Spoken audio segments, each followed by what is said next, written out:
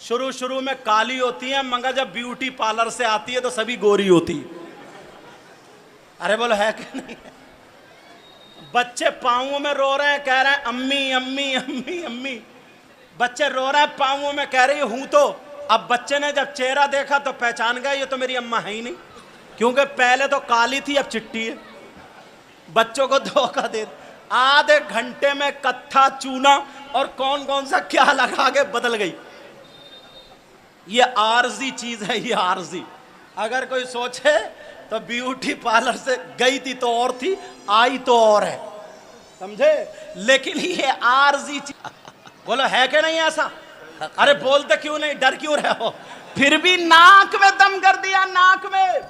آج کل نوجوان انگوٹھی پہنتے ہیں, میری بہنیں بھی ہیں, کیسے جملہ بولوں, مگر یہ عرس کی تقریر ہے نا, ورنہ میری تقریر تو سنتے ہی ہوگے آپ, مگر بیچ میں بات آ گئی تو کہہ دو. یہ نوجوان بھی بہت بڑے عاشق ہیں, اللہ معاف فرمائے ان کو اس عشق سے چھڑا دے. بعض تو اپنی انگوٹھی پہ اس کا ہی نام لکھتا ہے, سمجھ گئے ہوگا کس کا. یہ تو سمجھانے کی ضرورت نہیں ہے, تم بہت بڑے فلسفی ہو اس معاملات میں, سمجھ میں آ رہی ہے. اے سے لے کے زیڈ تک جتنے الفابیٹ آتے ہیں نا, یہ ان میں سے نام کا پہلا اکشر جو ہے نا اسی کے نام سے لکھوائے پھر رہے, اور یہ ہو گیا مجنو. یہ عذاب حق فرمایا حضرت. اور بعض تو نا یہاں پہ نام لکھوا لیتا ہے, یہاں پہ حضرت سجادہ صاحب یہاں پہ نام لکھوا لیتا ہے, یہاں یہ ہے سب سے بڑا عاشق. اور اتنا بڑا لفنگا ہے, سورت پہ 2:30 بج رہے ہیں, 2:30. گالوں میں گڈھے, آنکھیں بیٹھی ہوئی, پینٹ نیچے کو نکلی جا رہی ہے, اور 3:30 بجے 3:30. میرا ایسا لگتا ہے جیسے اچکا لفنگا, اور بڑا عاشق سمجھتا, بال آئے ہیں ہپی کٹ, اور پتہ نہیں کون. اب تو ایسے ایسے گدھا چڑھ گیا, گدھا. بال جیسے سر پہ نیولا بیٹھا, نیولا جیسے خنزیر سر سے لے کے پونچھ تک نالی میں سے نکل کے بھیگا ہوا بال کھڑے ہوتے ہیں نا, ایسے یہاں سے بال کیا بنا دیا ہے یار. بعض گردن پہ ٹیٹو, کیا بنوایا پڑا ٹیٹو. یہ عاشق نہیں ہے. معاف کرنا, اللہ والے کی بارگاہ میں آ کے توبہ کرنا, کسی کی بہن بیٹی کی عزت سے مت کھیلنا. رات کے 12 بجے تک جو موبائلوں پہ چیٹنگ کر رہا ہوں, میری تقریر سننا ملے گی تمہیں. بہرحال ٹائم کا میں جلدی سے بتا دوں یہ بات. بعض نمازی نیت باندھتا ہے تو پورا پنکھا دیکھ رہا کہ صحیح چل رہا ہے یا نہیں چل رہا ہے, آگے سے کون نکل گیا کون کیا کر رہا ہے. یہ آج کا نمازی. ابو اللیث سمرقندی کا نام سنا ہوگا آپ نے. انہوں نے سمرقند میں مسجد بنوائی.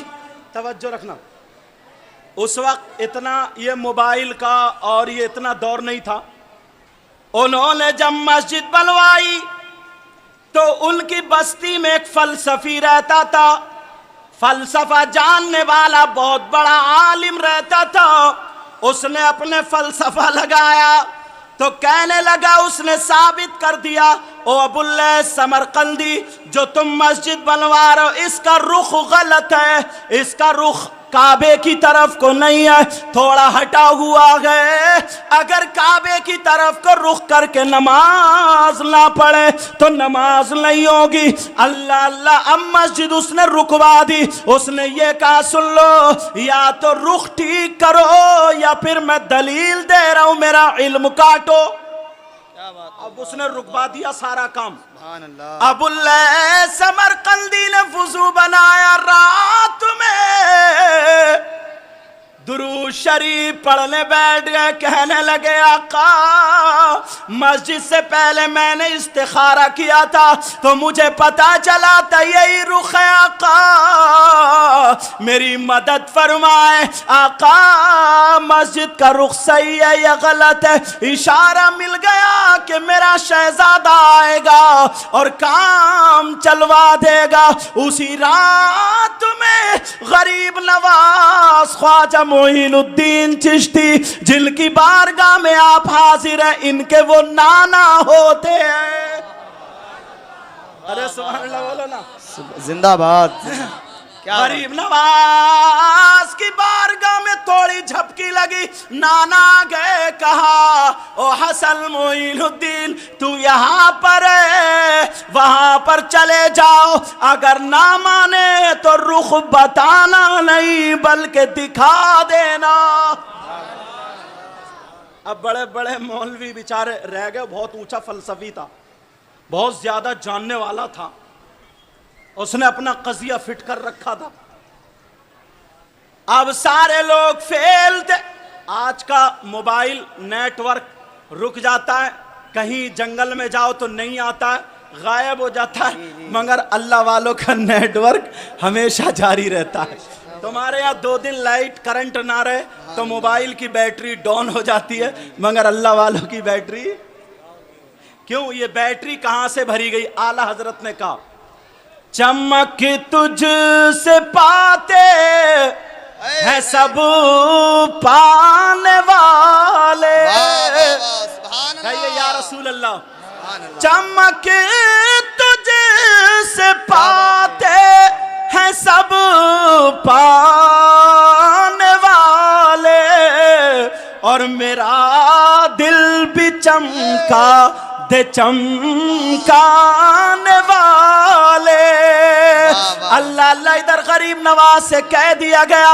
انہوں نے اپنا کمبل اٹھایا اور چل پڑے. ادھر پتا چل گیا کہ ایک نبی کا شہزادہ آ رہا ہے, آل رسول آ رہا ہے. وہ بار بار ابو سمرقندی مسجد سمرقندی گیٹ کے دروازے پر آ کر کے دیکھ دیکھ کے جا رہے ہیں کہ نبی کا شہزادہ آنا گیا ہو. تھوڑی دیر نہیں, جب وقت ہو گیا, جب گزر گیا, جب ٹائم آنے کا ہو گیا, کوئی راستہ اگر بھٹک جائے تو میپ میں لگاتے ہیں, مگر یہ بھٹکنے والے نہیں تھے, بھٹکے ہوں کو راہ دکھانے والے تھے. پہنچ گئے وہیں پہ دروازے پہ. ابو سمرقندی بولے آئیے تشریف لائیے. گئے, پانی پیا. غریب نواز مستان شاہ بابا کے نانا اللہ گئے, کہا چلیے پہلے اذان پڑھتے ہیں, نماز پڑھتے ہیں. کہنے لگے حضور معاملہ مسجد کا ہی تو رکا ہوا ہے. کہا معین الدین جو بات جو ناؤ اٹکی پڑی تھی اسی کو تو نکالنے آیا ہے. مسجد میں پہنچ گئے, وضو بنایا. جو مسجد کا رخ تھا ادھر کوئی کھڑے ہو کر کے منہ کر کے نماز اذان پڑھ دی. جیسے ہی اذان پڑھی وہ فلسفی آ گیا اور کہنے لگا کون ہے کون ہے کون ہے. پتا چلا ایک فقیر ہے, ایک اللہ والا ہے. اس فلسفی کو پتا نہیں تھا میں غلط جگہ ہاتھ ڈال رہا ہوں. بعد مولانا بھی ایسے ہی ہوتے ہیں جو بالکل معرفت سے دور ہوتے ہیں, خالی کتابیں پڑھ پڑھ کے جو ولیوں کی محبت ان کے دل میں نہیں آتی ہے. پتہ نہیں کون سا دن ہوگا انہیں شیطان بہکا دے گا. سمجھ میں آ رہی ہے؟ پہنچ گئے, اذان پڑھی. اب وہ مولانا وہ فلسفی نکل کے آ گیا. جیسے ہی نکل کے آیا کہنے لگا کون ہے ادھر کو منہ کر کے اذان پڑھی ہے, قبلہ ادھر نہیں ہے, کعبہ ادھر نہیں ہے. غریب نواز بولے ادھر ہے. فلسفی نے اپنا قضیہ فٹ کر دیا. کہا اس کی دلیل دو, اس کی دلیل دو. غریب نواز کہنے لگے مسکرا کر کے یہ بتا تجھے دلیل دے دوں, تجھے یہ بتا دوں کہ کعبہ ادھر ہے یا پھر تجھے تیری آنکھوں سے دکھا دوں. کہا تجھے آنکھوں سے دکھا دوں. اس نے سوچا آج بڑا برا پھنسا یار, آج تو کوئی کامل آ گیا, آج آ گیا کوئی کامل. غریب نواز کا جو کمبل کا ٹکڑا تھا انہوں نے کہا ادھر کو منہ کر کے کھڑا ہو جاؤ. جیسے ہی کھڑا ہوا غریب نواز نے اس کے کے سر پہ ڈال دیا، اور جیسے ہی سر پہ ڈالنا تھا غریب نواز نے پڑھا لا الہ الا اللہ محمد الرسول اللہ۔ جب اتنا کہا بول کعبہ کہاں ہے، اللہ تعالیٰ نے غریب نواز کی دعاؤں سے جتنے بھی راستے میں حجابات تھے وہ سارے ہٹا دیے، اور غریب نواز کو بالکل جس رخ پہ مسجد تھی اسی پہ کعبہ دکھائی۔ غریب نواز نے کہا ان کی دعاؤں سے اس فلسفی کو کعبہ دکھائی دینے لگا۔ نعرہ تکبیر، نعرہ رسالت، عرس شاہ مستان بابا، خواجہ کا ہندوستان۔ ابھی یہ حافظ علی جناب محترم مراد حسن خان صاحب، انہوں نے دکھائی ایک نلکی رکھی ہوئی ہے یہاں پہ، ایک پائپ، آپ لوگوں نے بھی دیکھا ہوگا بے شک پائپ، کوئی موٹر کا پانی وانی تھوڑی چل رہا، مگر اللہ والوں کی ادائیں کچھ الگ ہوتی ہیں یار۔ یہ ایسی چیزیں ہیں کہ تم جھٹلا ہی نہیں سکتے۔ بے شک ابھی بھی ایسے لوگ موجود ہیں، حیات ہیں، جنہوں نے اپنی آنکھوں سے ان کی کرامتیں دیکھی۔ سبحان اللہ۔ یہ جو پیپ رکھا ہوا یہ اتنا بڑا، آپ دیکھیں گے یہیں پر دیکھ لینا، میں بھی اپنی آنکھ سے دیکھ کے آیا ہوں۔ ایک دن یہاں بیٹھے ہوئے مستان شاہ بابا اس پیپ میں کو ایسے دیکھ رہے تھے، ایک شخص نکل کے گیا، کہنے لگا بابا کیا دیکھ رہے ہو؟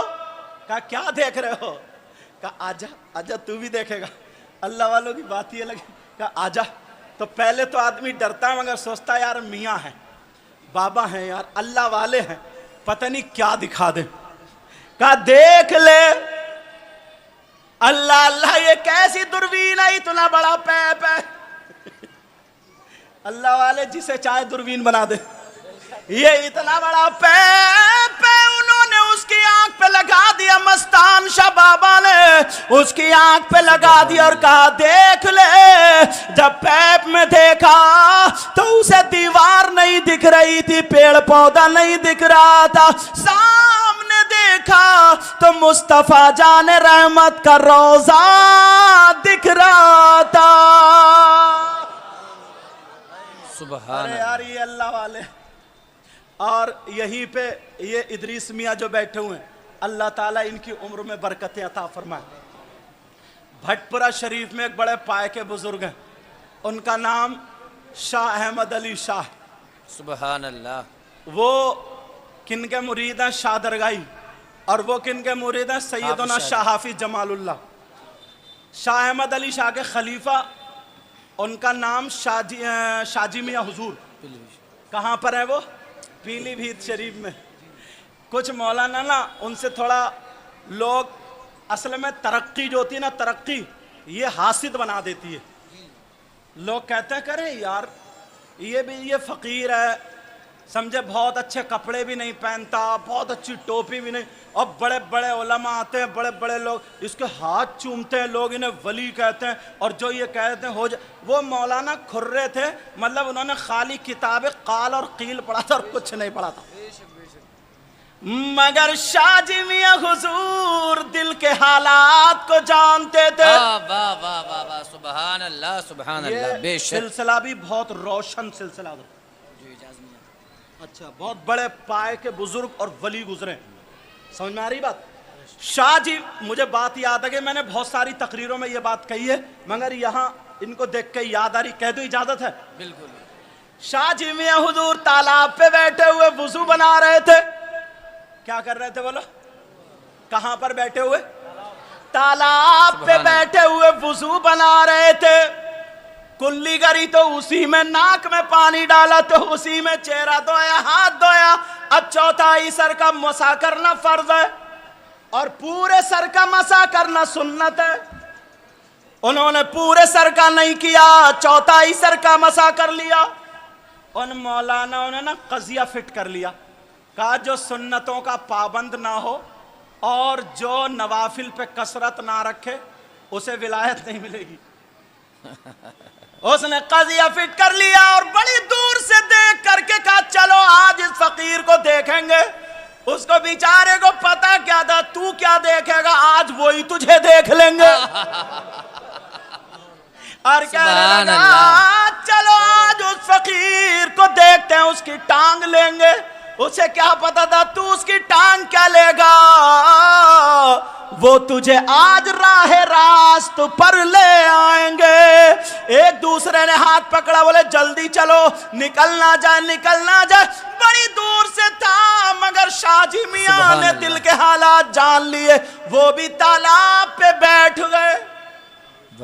اٹھے ہی نہیں، کامل پیر کے کامل مرید تھے. اور آج کل تم بھی مرید ہو، اگر کھیر اور بریانی مل گئی تو واہ واہ، اور اگر پیر نے تھوڑا سا ڈانٹ دیا تو بس ناک پکڑ کے نکل گئے. عشق کرو تو پورا کرو. سمجھ میں آ رہی ہے؟ اللہ اللہ. شاہ جی میاں حضور تالاب پہ بیٹھ گئے. اب مولانا وہی مولانا جیسے ہی قریب آئے تو کچھ کہنا چاہ رہے تھے، مگر شاہ جی میاں نے پہلے سے اپنا سر پکڑا. میری طرف ذرا توجہ رکھو. سر پکڑا اور پکڑنے کے بعد کہا لا الہ الا اللہ الا اللہ الا اللہ کہہ کر کے اپنے سر کو یہاں سے گردن سے الگ کر لیا، دونوں ہاتھوں میں لے لیا، اور لینے کے بعد تالاب میں پورا سر ڈبو دیا. پھر نکالا لا الہ الا اللہ، پھر ڈبو دیا، پھر نکالا لا الہ الا اللہ، پھر ڈبو دیا. 3 مرتبہ شاہ جی میاں نے ڈبو کر کے اور گردن پہ رکھ لیا اور پڑھنے لگے محمد الرسول اللہ. اور کہنے لگے مولانا ارے مسا تو چھوڑو، اب تو غسل بھی ہو گیا ہوگا. نعرہ تکبیر، نعرہ رسالت، عرس مستان شاہ بابا مفتی مقیم الرحمان صاحب قبلہ. سمجھ میں آ رہی ہے بات؟ اصل میں پہلے نا حضرت یہ ہمارے مفتی صاحب قبلہ بیٹھے، حضور سید شاہد علی میاں صاحب کے مدرسے کے مفتی ہیں، پڑھاتے ہیں، اور مفتی نجف علی صاحب قبلہ بھی ہیں، بہت پرانے بہت جید عالم ہیں. سمجھ رہے آپ؟ تو یہ تو مجھ سے بہت زیادہ جانتے ہیں، اور یہ بھی سب لوگ مجھ سے بہت زیادہ جانتے ہیں. میں تو ایک ان جیسوں کے در کا غلام ہوں. دعا کرو اللہ مجھے بھی اچھا کر دے. آمین. جب تالاب کی بات آئی، کیونکہ میرا سلسلہ بھی بزرگوں کا ہی ہے، اس لیے یہ بات ہے. لیکن یہ مت سوچنا کہ میں پھس پھسی باتیں بتا رہا ہوں، جو بتاؤں گا ذمہ داری سے بتا کے جاؤں گا. میں پہلے مدرسے کا مدرس ہوں. یہ ہمارے ابھی آئے تھے جو مجھ سے مسافہ کر گئے تھے، امجد بھائی، وہاں کے چیئرمین ممبر صاحب ہیں وہاں کے جسپور کے. سمجھے؟ دیکھا اللہ والے کہاں کہاں سے بلا لیتے ہیں. میں وہیں پہ پہلے 14-15 سال پڑھایا ہوں باقاعدہ، اس کے بعد یہاں آیا ہوں. جب بولوں گا تو پوری بات ذمہ داری سے کہہ کے جاؤں گا. اب سنو، حالانکہ اللہ مجھے غرور، تکبر، گھمنڈ، ریا سے بچائے، آمین. ان کی جوتیوں کا صدقہ. تو بات کیا چل رہی؟ تالاب کی بات چل رہی تھی نا. ایک تالاب مجھے اور یاد آ رہا ہے، بول دوں. اتنے بڑے عالم اور منطق فلسفے کے ماہر، محدث، مفسر، مگر معرفت سے دور تھے اس وقت. کون تھے بولو معرفت سے؟ ان کا نام تھا مولانا جلال الدین رومی. علامہ روم کا نام سنا ہوگا. کس کا نام بولو؟ اور اتنی کتابیں لکھی. ارے بڑی بڑی دور سے بڑے بڑے عالم ان کی شاگردی میں آ کے بیٹھتے تھے. مدرسے میں صحن میں ایک تالاب یعنی حوض بھی تھا، وہاں پر پڑھا رہے تھے. مگر ایک فقیر، ایک مجذوب، ایک مستان، ایک درویش، ایک اللہ والا، سبحان اللہ والا، سبحان اللہ، جن کا نام آپ نے سنا ہوگا شمس تبریز. ان کے پیر و مرشد شاہ کمال الدین نے کہا بیٹا جاؤ اور جا کر کے معرفت کا جام رومی کو پڑھا دو. پہنچے. ایک دیہاتی جیسے آتا نا، لنگی باندھے ہوئے، اور چپلے ٹوٹی پھٹی پہنے ہوئے سیدھے، مگر بڑا کامل انسان تھا. اللہ، پہنچ گئے، جا کر کے بیٹھ گئے. علامہ روم پڑھا رہے تھے. جب انہوں نے پڑھا لیا، پڑھاتے پڑھاتے یہ شمس تبریز بولے، کہنے لگے مولانا ای چیز تو یہ کیا ہے؟ یہ کیا ہے؟ فارسی زبان تھی، سمجھو گے. کہا یہ سبحان کیا اللہ. ہے؟ پہلے علماء فارسی پڑھتے تھے، اب تو گلستہ بوستے ہی رہ گئے، باقی سب نکال دی. اللہ اللہ سنو. کہا یہ کیا ہے؟ علامہ روم نے دیکھا، ارے کوئی دیہاتی آدمی ہے، ان پڑھ آدمی ہے، اجڑ آدمی ہے، سیدھا سادہ آدمی ہے، بھولا والا. کہا یہ کیا ہے؟ تو انہوں نے کہا ای علم است کہ تو نمی دانی. علامہ روم نے فارسی، یہ وہ علم ہے جسے آپ نہیں سمجھ سکتے. یہ وہ علم ہے جسے آپ کو کچھ بھی معلوم نہیں، جس کے بارے میں تھوڑی دیر بیٹھے رہے. کا اس میں ایسے ایسا منطق اور فلسفہ، ایسے ایسے رموز، اللہ بڑے بڑے عقل والے بڑے بڑے علماء کی لکھی ہوئی کتاب ہے. انہوں نے کتاب کا حوض کی برابر دھکا مارا تو ساری کتابیں اس میں ڈال دی حوض میں. علامہ روم کی ساری کتاب حوض میں ڈال دی. اب جب حوض میں ڈلی تو یہ تو غصے کے مارے کہنے لگے تم جانتے ہو اس میں کیا تھا؟ اب یہ کتابیں کہاں سے آئیں گی؟ اس میں وہ علم تھا. بڑے بڑے حیران تھے. وہ کہنے لگے کہ یہ قیل و قیاس اور استدلال یہ کیا ہے؟ وہ کہنے لگے فارسی میں. علامہ روم بولے اللہ. کہنے لگے یہ ہماری گفتگو آپ نہیں سمجھ سکتے. سبحان اللہ. کہہ رہے قال ما، یہ ہماری گفتگو از فہم تو بالا ترست. فارسی بتاؤں. قال ما از فہم تو بالا ترست. کہا ہماری گفتگو آپ کی سمجھ سے بالا تر ہے. سبحان اللہ. سبحان اللہ. انہوں نے کتابیں ڈال دی، بڑے غصے میں آئے.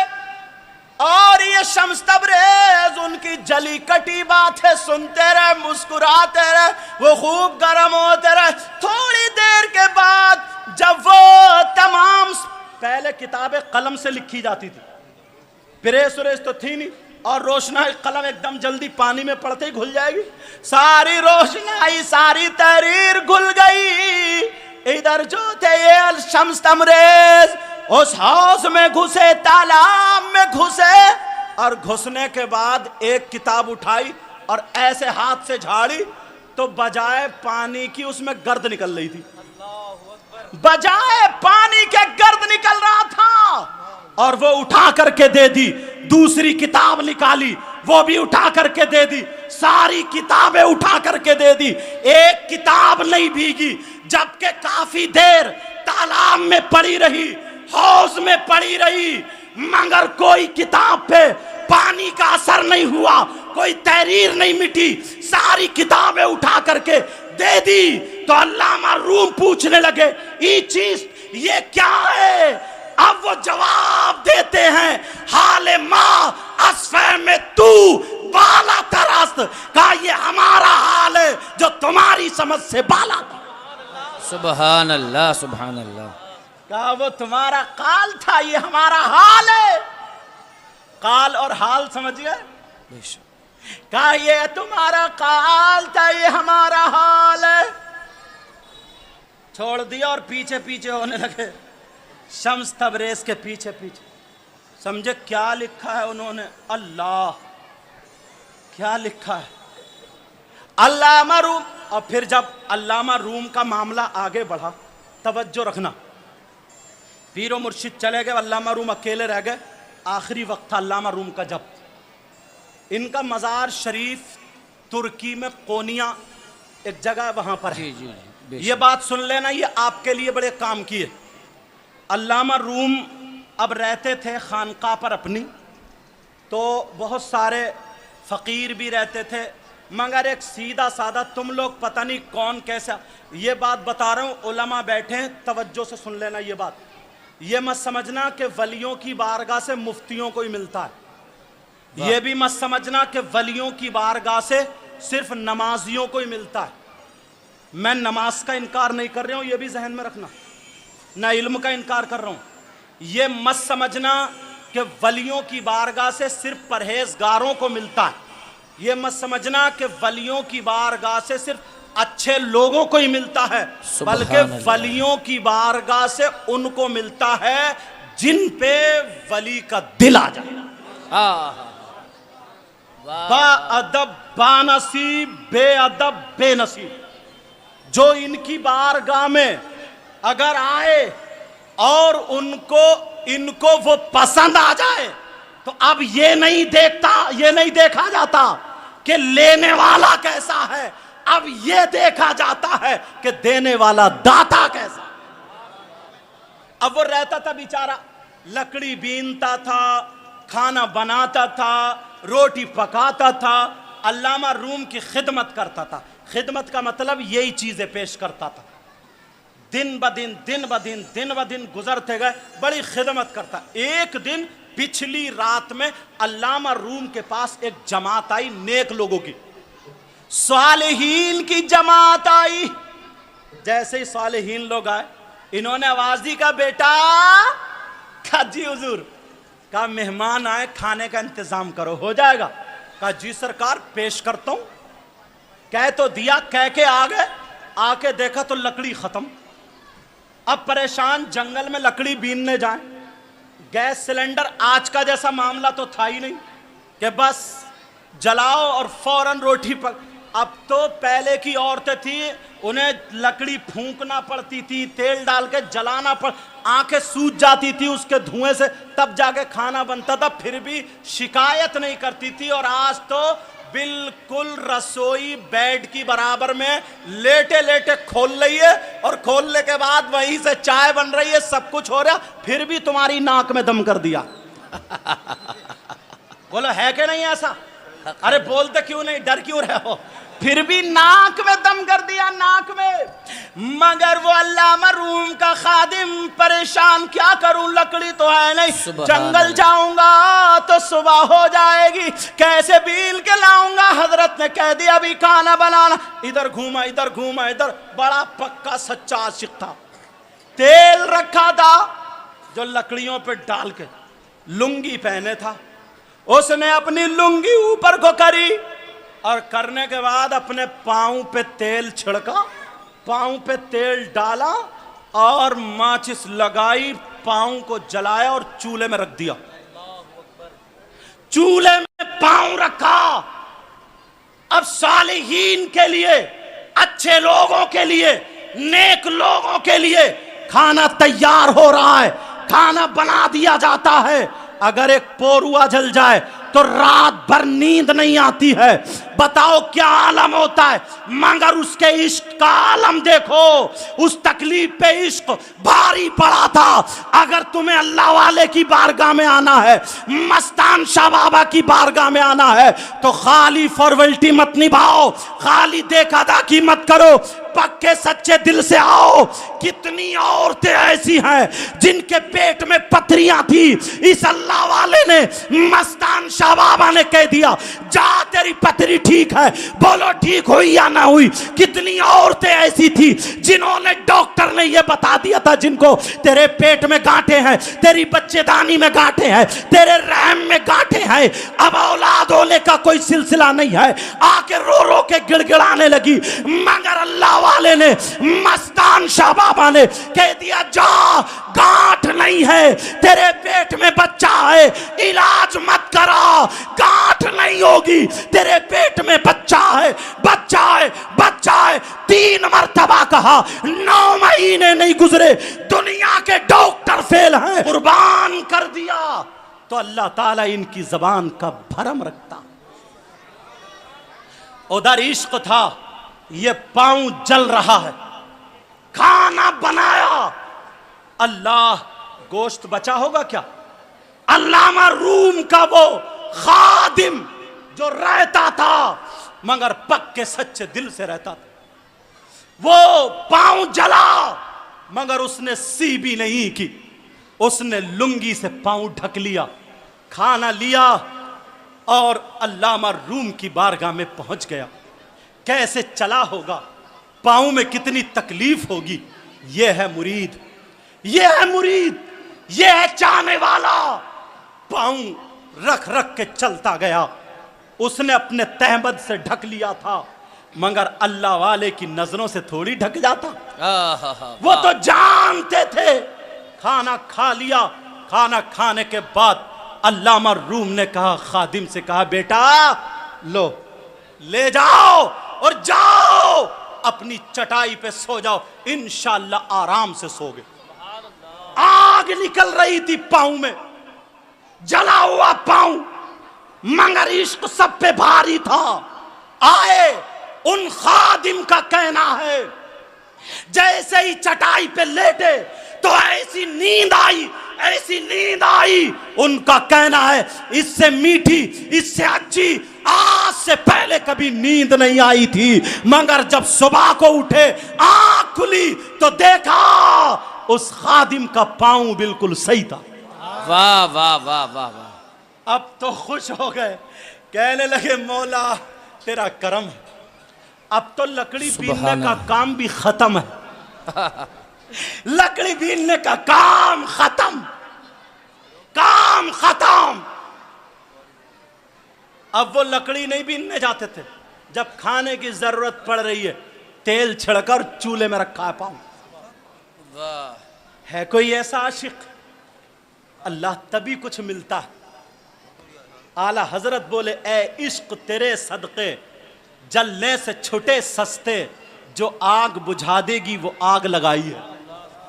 اے عشق تیرے صدقے جلنے سے چھٹے سستے, جو آگ بجھا دے گی جہنم کی آگ وہ آگ لگائی ہے.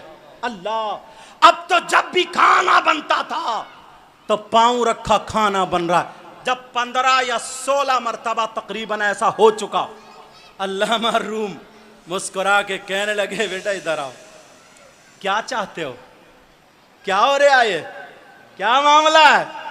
مجھے معلوم ہے لکڑی بیننے نہیں جا رہے ہو. کہا سرکار انتظام ہو گیا. مجھے معلوم ہے کیا انتظام ہو گیا. کہا کیا معاملہ ہے, کیا چاہتے ہو بولو, مانگو, آج مانگ لو کیا مانگنا چاہتے ہو. علامہ روم بولے, مانگو, کیا مانگنا چاہتے ہو. ارے یار خادم بھی تھا تو کیسا تھا, اگر آپ کے جیسا ہوتا تو کیا کہتا, اگر تم سے کہتے تھے مانگ لو تو کہتے سرکار ایسا کرو رامپور میں ایک گھر دلوا دو یا کوئی دکان دلوا دو. مگر علامہ روم سے جب خادم نے مانگا, کہا سرکار مانگ لوں, کہا مانگو. کہا حضور مانگ لوں, کہا مانگو. کہا سرکار تھوڑی بڑی چیز ہے, کہا مانگو, کیا مانگنا چاہتے ہو. اس نے سونا نہیں مانگا, چاندی نہیں مانگا, چاندی نہیں مانگی. اس نے کوئی ہیرے جواہرات نہیں مانگے, کوئی دولت نہیں مانگی, بادشاہت نہیں مانگی, روپیہ پیسہ نہیں مانگا. تو پھر مانگا تو کیا مانگا. کہنے لگا سرکار بڑے پیارے لگتے ہو, اپنی طرح بنا دو, اپنی طرح بنا دو. کیا کر دو بولو, اپنی طرح بنا دو. انہوں نے یہ نہیں کہا, بہت بڑے عالم تھے, هو الذی یصورکم فی الارحام کیف یشاء. اللہ تعالیٰ تمہاری ماؤں کے رحموں میں جیسی شکل تمہاری بنانا چاہتا وہ بنا دیتا. اگر وہ کسی کو گورا بنا دے اللہ تو کوئی کالا نہیں کر سکتا, اور اگر کسی کو کالا بنا دے تو گورا نہیں کر سکتا. اگر ہو بھی رہے نا تو آج عارضی طور پہ ہو رہے ہیں. جیسے عورتیں شروع میں کالی ہوتی ہیں مگر جب بیوٹی پارلر سے آتی ہے تو سبھی گوری ہوتی ہے. ارے بولو ہے کہ نہیں ہے؟ بچے پاؤں میں رو رہے ہیں، کہہ رہے ہیں امی امی امی امی، بچے رو رہے ہیں پاؤں میں، کہہ رہی ہوں تو اب بچے نے جب چہرہ دیکھا تو پہچان گیا یہ تو میری اماں ہے ہی نہیں، کیونکہ پہلے تو کالی تھی اب چٹی ہے. بچوں کو دھوکہ دے آدھے گھنٹے میں کتھا چونا اور کون کون سا کیا لگا کے بدل گئی. یہ عارضی چیز ہے، یہ عارضی. اگر کوئی سوچے تو بیوٹی پارلر سے گئی تھی تو اور تھی، آئی تو اور ہے، سمجھے؟ لیکن یہ عارضی چیز ہے. اب تو پتہ ہی نہیں چلتا 50 سال کی بڑھیا بھی بیوٹی پارلر پہ جا کے 25 سال کی بنی پھر رہی ہے. لیکن سنو، یہ نہیں کہا اللہ نے جیسا بنا دیا ویسے اب میں کچھ نہیں کر سکتا. انہیں معلوم تھا.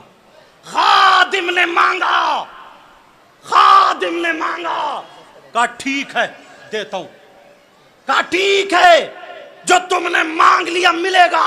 کہا آ جاؤ اندر. جب اندر گئے سینے سے سینہ لگایا، توجہ ڈالی، توجہ اتحادی ڈالی. جیسے ہی توجہ ڈالی جب باہر نکلے تو جتنے لوگ تھے کوئی پہچانتا نہیں تھا. علامہ روم کون سے ہیں، خادم کون سے ہیں، پہچانتا ہی نہیں تھا کہ آقا کون ہے اور غلام کون ہے. سبحان اللہ سبحان اللہ. مفتی صاحب بیٹھے، توجہ اتحادی کی کئی مثالیں دے سکتا ہوں. تم نے اویس قرنی کا نام سنا ہوگا. 8 اللہ نے انہی کی طرح شکلیں بنا دی تھی. ہوا تھا یہ.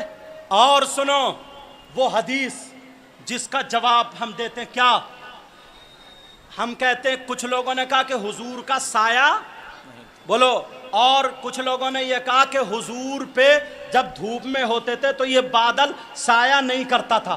لیکن ہمارا آپ کا ایمان کیا ہے؟ حضور چلتے تھے تو بدلی ساتھ ساتھ چلتی تھی، نہیں چلتی تھی بولو. لیکن انہوں نے انکار کیا. اس انکار میں یہ حدیث پیش کی ہے، مگر اس کی تشریح الگ ہے. کیا حدیث پیش کی ہے؟ کہ جب حضور اور حضرت ابو بکر صدیق ہجرت کر کے مدینے پہنچے تھے، پورا واقعہ نہیں سنا رہا ہوں، ٹائم کم ہے. جب مدینے پہنچے تھے تو مدینے پہنچنے کے بعد آقا وہاں پہ بیٹھ گئے اور حضرت ابو بکر صدیق ایسے کر کے چادر پھیلا کر کے حضور کے سر کے اوپر کر کے کھڑے ہو گئے. سایہ کر لیا تھا تاکہ دھوپ نہ پڑے. حضرت ابو بکر صدیق نے وہ چادر پھیلائی تھی. یہ حدیث پیش کرتے ہیں وہ لوگ، سمجھے؟ وہ لوگ حدیث پیش کرتے ہیں کہ اگر بادل سایہ کرتا ہوتا تو ابو بکر صدیق کو چادر لگانے کی کیا ضرورت تھی؟ بولو حدیث ہے یا نہیں؟ مگر سنو، ہم بتاتے ہیں اس حدیث کی تشریح کیا ہے. علماء بیٹھے سنو، توجہ رکھنا. حضور اور ابو بکر صدیق جب گئے تھے تو غار ثور میں، وہاں پر ایک سانپ انتظار میں تھا. سنا تھا آپ نے؟ سارے سوراخ بند کر دیے، ایک سوراخ رہ گیا. ابو بکر صدیق نے اپنا انگوٹھا لگا لیا، اس سانپ نے آ کر کے انگوٹھے میں ڈسا. مختصر بتا رہا ہوں. اور یہاں پہ سر رکھے ہوئے آقا آرام فرما رہے تھے. تو تکلیف تو ہوتی ہے. جب زہر چڑھا ابو بکر صدیق کے تکلیف ہوئی، مگر ہلے نہیں، برداشت کرتے رہے. یہ عشق تھا تاکہ میرے آقا بیدار نہ ہو جائیں، اٹھ نہ جائیں.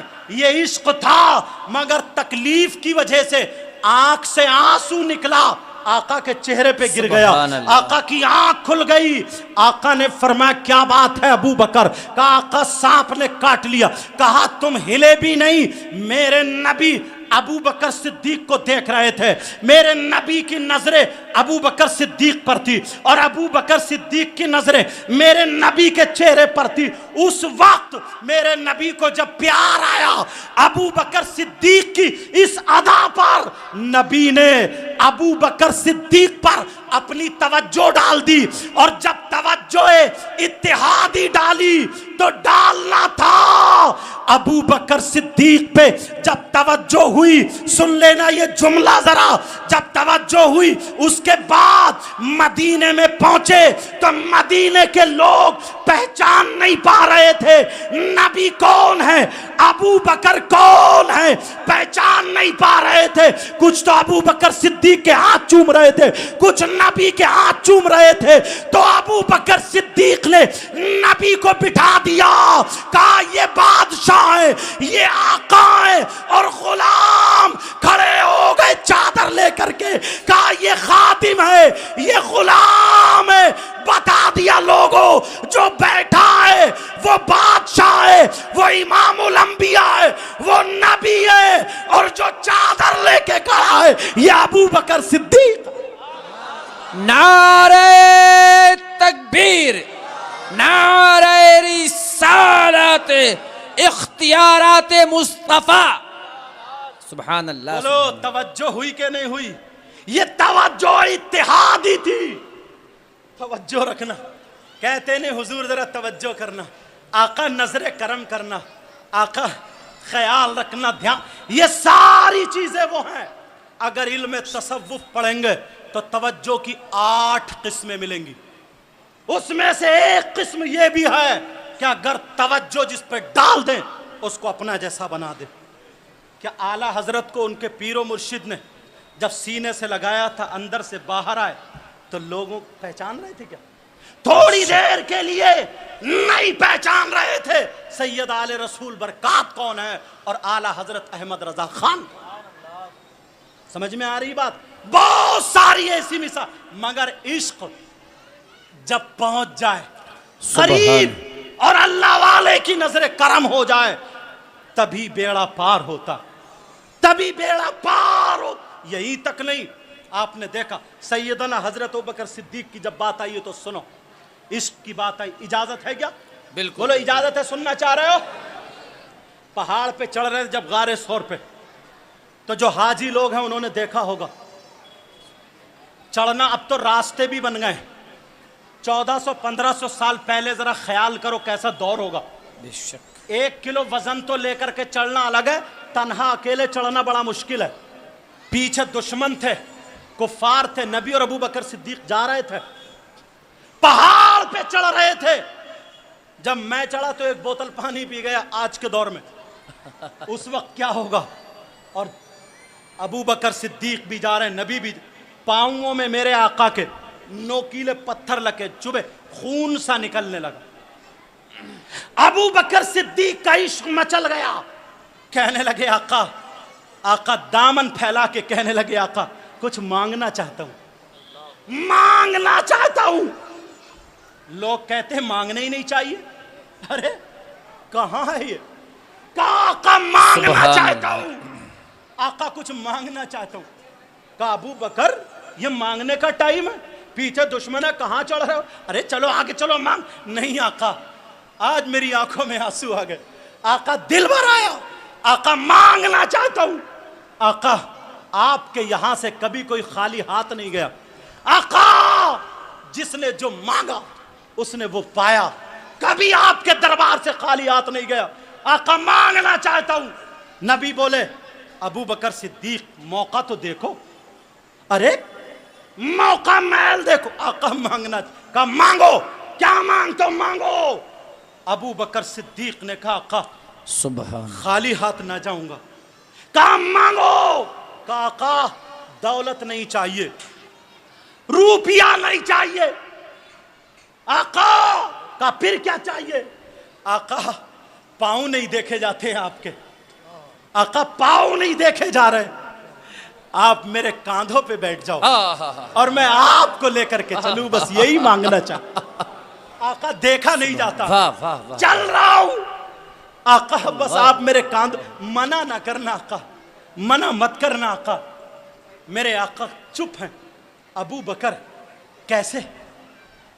کہا آقا میرے کاندھوں پہ بیٹھ جاؤ، میری تمنا ہے. ابو بکر کی آرزو، مانگ رہا، فریاد ہے آقا مانگنا چاہتا ہوں. میرے نبی نے یہ نہیں کہا اے ابو بکر کیسے چڑھو گے، اے ابو بکر مجھے بھی گرا دو گے، خود بھی گرو گے۔ معلوم تھا، اور ابو بکر نے بھی نہیں سوچا نبی کو اتنا وزن، 1 کلو وزن لے کے نہیں چڑھا جائے گا، میں اتنا وزن لے کے کیسے چڑھوں گا؟ مگر معلوم تھا اگر نبی کاندھے پر بیٹھ گئے تو میں لے کے نہیں چلوں گا، پھر تو نبی مجھے لے کر کے چلیں گے۔ ارے میں نبی کو نہیں سنبھالوں گا، پھر تو آقا مجھے سنبھالیں گے، آقا مجھے سنبھالیں گے۔ کہا ابو بکر، کہاں کا بیٹھ جاؤ، اللہ تاریخ گواہ ہے، میرے نبی ابو بکر کے کاندھوں پہ بیٹھ گئے۔ جیسے ہی بیٹھے ابو بکر صدیق چلنے لگے، چل رہے ہیں، اللہ وجد میں آ کے جھومنے لگے، اے عشق تیرے صدقے، اے عشق تیرے صدقے، وجد میں آ گئے، چلنے لگے، پاؤں پکڑے تھے، اب وجد میں آ کر کے ابو بکر صدیق نے نبی کے پاؤں بھی چھوڑ دیے، پاؤں چھوڑ دیے اور چل رہے جھومتے ہوئے، پہاڑی پہ چڑھ رہے ہیں۔ نبی ایسے ابو بکر صدیق ایسے چڑھ رہے تھے جیسے پہاڑی پہ نہیں، پلین زمین پہ چڑھ رہے ہو۔ اللہ اب چڑھتے چلے جا رہے ہیں، میرے نبی ابو بکر صدیق کے سر پہ ہاتھ رکھے ہوئے سر کو سہلا رہے، پیار کر رہے جیسے ایک ماں چھوٹے بچے سے پیار کرتی ہے۔ اللہ اللہ چلتے چلتے اور پیار بڑھا اور عشق بڑھا۔ ابو بکر صدیق نے ابھی تو ہاتھ چھوڑے تھے، اب نبی کا پاؤں پکڑ کے چومنے لگے، بوسہ دینے لگے۔ نبی کو گدگدی لگ رہی ہوگی شاید۔ نبی نے ابو بکر صدیق کے سر پہ ہاتھ پھیرا، تیزی سے ہاتھ چلایا جیسے چھوٹے بچے کو پیار کرتے ہیں، اور ابو بکر کیا کر رہے ہو؟ مستان شاہ بابا کی بارگاہ میں آنے والوں، عرس کرنے والوں، ان کی بارگاہ سے نہ جانے کتنے لوگوں کو اولادیں ملی ہے، کتنے لوگوں کو یہاں سے شہرت ملی ہے۔ میں بھی اسی لیے آیا ہوں، یہ تو ان کا احسان ہے کہ مجھے بلایا ہے۔ تقریریں پورے ہندوستان میں کرتا ہوں، وہاں تقریر کے جوہر دکھائی دیتے ہیں، مگر یہاں پر میں تقریر کرنے لائی اپنی بیٹری چارج کرنے آیا ہوں۔ میں بھی دامن پھیلا کر کے مانگنے آیا ہوں، اگر یہاں میری بیٹری چارج ہو گئی تو ہندوستان میں کہیں ڈسچارج نہیں ہوگی، یہاں چلا دیا۔ اگر انہوں نے کہہ لیا ہمیں قبول ہے تو دنیا بھی کامیاب ہے اور آخرت بھی کامیاب ہے۔ مانگنے والوں، ابو بکر صدیق کا ذرا عشق دیکھو، پیار دیکھو۔ ابو بکر صدیق نے چوم لیا، اور چومنے کے بعد کبھی یہ والا تلوا چومتے ہیں، کبھی یہ والا چومتے ہیں، اور چومتے جا رہے۔ نبی بولے ابو بکر کیا کر رہے ہو؟ ابو بکر صدیق کا جملہ سنو، کہنے لگے آقا ابو بکر اپنی معراج کر رہا ہے، ابو بکر کی معراج ہو رہی ہے۔ کہا کیسی معراج؟ کہا آقا آپ کا قرب خاص میں جانا آپ کی معراج ہے، اور آپ کے تلووں کو چومنا ابو بکر کی معراج ہے۔ نعرہ تکبیر، نعرہ رسالت، عرس مستان بابا، یار غار مصطفیٰ، یار غار مصطفیٰ، افضل البشر بعد الانبیاء، افضل البشر بعد الانبیاء۔ اللہ کتنا پیارا لگایا حضرت اللہ مولانا شاداب قدیری صاحب نے۔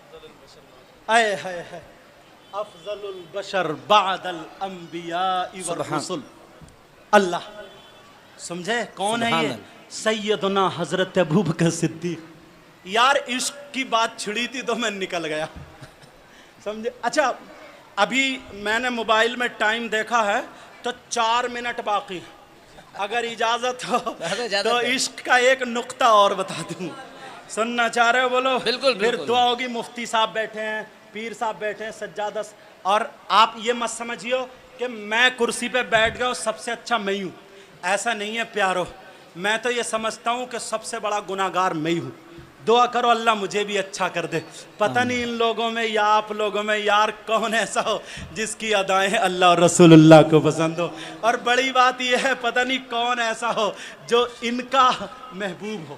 سبحان اللہ. جو مستان شاہ بابا کی نظروں میں بڑا پیارا ہو، اور جس پہ اگر مستان شاہ بابا کی نظر پڑ جائے تو ہزاروں لوگ ایک طرف اور ان کے در کے ٹکڑے کھانے والا ایک طرف.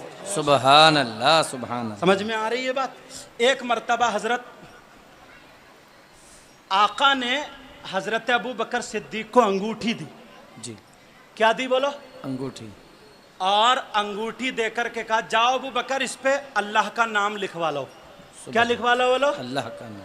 آج کل نوجوان انگوٹھی پہنتے ہیں، میری بہنیں بھی ہیں، کیسے جملہ بولوں، مگر یہ عرس کی تقریر ہے نا، ورنہ میری تقریر تو سنتے ہی ہوگے آپ، مگر بیچ میں بات آ گئی تو کہہ دو. یہ نوجوان بھی بہت بڑے عاشق ہیں، بے شک. اللہ معاف فرمائے ان کو اس عشق سے چھڑا دے. بعض تو اپنی انگوٹھی پہ اس کا ہی نام لکھتا ہے، سمجھ گئے ہوگا کس کا. یہ تو سمجھانے کی ضرورت نہیں ہے، تم بہت بڑے فلسفی ہو اس معاملات میں. سمجھ میں آ رہی ہے؟ اے سے لے کے زیڈ تک جتنے الفابیٹ آتے ہیں نا، یہ ان میں سے نام کا پہلا اکشر جو ہے نا اسی کے نام سے لکھوائے پھر رہے، اور یہ ہو گیا مجنو. یہ عذاب. حق فرمایا حضرت. اور بعض تو نا یہاں پہ نام لکھوا لیتا ہے، یہاں پہ حضرت سجادہ صاحب یہاں پہ نام لکھوا لیتا ہے یہاں. یہ ہے سب سے بڑا عاشق، اور اتنا بڑا لفنگا ہے، سورت پہ 2:30 بج رہے ہیں، 2:30. گالوں میں گڈھے، آنکھیں بیٹھی ہوئی، پینٹ نیچے کو نکلی جا رہی ہے، اور 3:30 بج رہے ہیں. 3:30 میرا ایسا لگتا ہے جیسے اچکا لفنگا، اور بڑا عاشق سمجھتا بال آئے ہیں ہپی کٹ، اور پتہ نہیں کون. اب تو ایسے ایسے گدھا چڑھ گیا، گدھا بال جیسے سر پہ نیولا بیٹھا، نیولا جیسے خنزیر سر سے لے کے پونچھ تک نالی میں سے نکل کے بھیگا ہوا بال کھڑے ہوتے ہیں نا، ایسے یہاں سے بال کیا بنا دیا ہے. بعض گردن پہ ٹیٹو، کیا بنوایا پڑا؟ ٹیٹو. یہ عاشق نہیں ہے. معاف کرنا، اللہ والے کی بارگاہ میں آ کے توبہ کرنا، کسی کی بہن بیٹی کی عزت سے مت کھیلنا. رات کے 12 بجے تک جو موبائلوں پہ چیٹنگ کر رہا ہو، میری تقریر سننا ملے گی تمہیں. بہرحال ٹائم کا میں جلدی سے بتا دوں یہ بات. سیدنا حضرت ابو بکر صدیق رضی اللہ تعالیٰ عنہ کو انگوٹھی دی، کہا جاؤ اللہ کا نام لکھوا لو. اور یہ بھی بتا دوں شریعت مصطفیٰ میں ایک انگوٹھی پہننا جائز ہے، وہ بھی 4.5 ماشا سے کچھ کم، اور 1 نگ کی. یہ بھی مسئلہ حل ہو گیا. اب چلو، حضرت ابو بکر صدیق کو حضور نے انگوٹھی دی، جاؤ اللہ کا نام لکھو. چلے گئے. نبی کی انگوٹھی دی تو بوسہ تو دیا ہی ہوگا یار، نہیں دیا ہوگا؟ اللہ برکتیں فرمائے. بوسہ تو دیا ہی ہوگا. تو چلے گئے. راستے میں جاتے دل میں آیا جہاں اللہ کا نام وہی رسول اللہ کا نام، جہاں میرے مولا کا نام وہی آقا کا نام. نام لکھنے والے سے کہا اللہ کا نام لکھ دو، رسول اللہ کا لکھ دو. واہ. اس کو یہ نام لکھوا دیا، اللہ کا اور رسول اللہ کا. لیا چوما مسجد میں آ گئے. آنے کے بعد آقا کی بارگاہ میں پیش کر دی. ذرا سنو، جیسے ہی آقا کی بارگاہ میں انگوٹھی پیش کی، میرے نبی نے دیکھا تو انگوٹھی پہ 3 نام لکھے ہوئے تھے. نبی کہنے لگے ابو بکر یہ 3 نام کیوں لکھوائے ہیں؟ ابو بکر چکر میں پڑ گئے، یا اللہ میں نے تو 2 ہی نام لکھوائے تھے، ایک اللہ کا نام اور ایک رسول اللہ کا، یہ 3 نام کہاں سے آئے ہیں؟ یہ تیسرا نام کس کا ہے؟ میرے نبی نے فرمایا اے ابو بکر یہ 3 نام کیسے آئے؟ تو پھر ابو بکر صدیق نے کہا یا رسول اللہ میری محبت کو یہ گوارا نہیں ہوا کہ جہاں اللہ کا نام ہو وہاں رسول اللہ کا نام نہ ہو. میں نے چاہا جہاں اللہ کا نام وہی رسول اللہ کا نام، کیونکہ آپ نے بتایا ہے جنت کے پتوں پہ اللہ کا نام، رسول اللہ کا نام، جنت کے محلات پہ اللہ کا نام، رسول اللہ کا نام، جنت کے درختوں پر اللہ کا نام، رسول اللہ کا کا نام، یہاں تک پروں پہ اللہ کا نام، رسول اللہ کا نام، یہاں تک فرشتوں کی پیشانی پہ اللہ کا نام، رسول اللہ کا نام. تو میں نے بھی سوچا انگوٹھی پہ اگر اللہ کا نام تو رسول اللہ کا نام. آقا میری محبت بڑا کٹی ہے، میری محبت آگے نکلی. اے اللہ، اے آقا میں نے اللہ کے نام کا ساتھ آپ کا نام بھی لکھوا دیا تھا. کہا ٹھیک ہے مگر یہاں پر تیسرا نام بھی ہے. آقا تیسرا نام کس کا ہے؟ کہا ابو بکر کا نام ہے. ابو بکر صدیق کہنے لگے قسم رب ذوالجلال کی، قسم رب کعبہ کی، آقا میں نے اپنا نام نہیں لکھوایا ہے، حضرت جبریل کو اللہ نے بھیج دیا. نبی مسکرانے لگے، کہنے لگے ابو بکر ایک طرف ہٹو، پریشان مت ہو، جبریل بتا رہے ہیں کہ یہ نام ابو بکر کا اللہ نے لکھوایا ہے، اس لیے ابو بکر نے میرے محبوب کے نام کو مجھ سے جدا نہیں کیا. تو میں نے اپنے محبوب کے نام سے محبوب کے نام کو جدا نہیں کیا. رسول اللہ کا نام ابو بکر نے لکھوایا اور ابو بکر کا نام اللہ نے لکھوایا. سبحان اللہ سبحان اللہ. اے عشق تیرے صدقے جلنے سے چھٹے سستے، جو آگ بجھا دے گی وہ آگ لگائی ہے.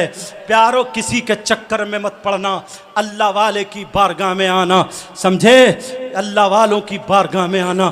جہاں پر ہماری گاڑیاں اٹک جاتی ہیں، جہاں پر ہماری ناؤ اٹک جاتی ہے، جہاں پر ہم پھنسے ہوئے دکھائی دیتے ہیں، اللہ والوں کی بارگاہ میں آ جایا کرو، اللہ والوں کی بارگاہ میں آ جایا کرو. یہ دل سے دل کی بات ہوتی ہے. یاد رکھنا اللہ والوں کی بارگاہ میں آؤ گے تو تمہاری نیا پار ہو جائے گی، تمہاری کشتیاں پار ہو جائیں گی. تم جانتے ہو کیسی چمک ملتی ہے؟ وہ چمک ہوتے ہوتے کتنے اولیاء اللہ ہیں آج تک چمک رہے ہیں. مستان شاہ بابا کو تقریباً یہ 66واں عرس پاک ہے، 68واں سجادہ صاحب بتا رہے ہیں.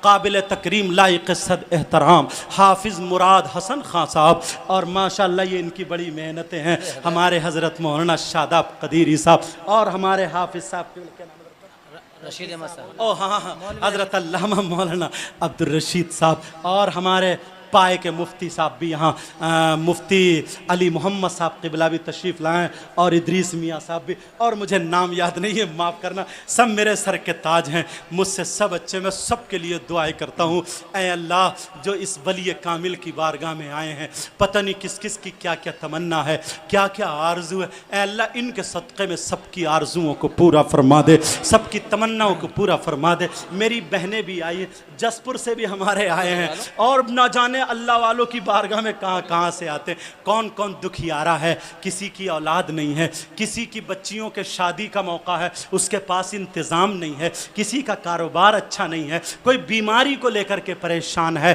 کوئی جھگڑے فساد کو لے کر کے پریشان ہے. جو بھی جس الجھن جس پریشانی میں ہو، اے اللہ یہ تیرے پائے کے نیک بندے ہیں، ان کے صدقے میں، غوث پاک کے صدقے میں، غریب نواز کے صدقے میں، سیدنا شاہ حافظ جمال اللہ کے صدقے میں، اے اللہ سب کی تمناؤں کو پورا فرما دینا.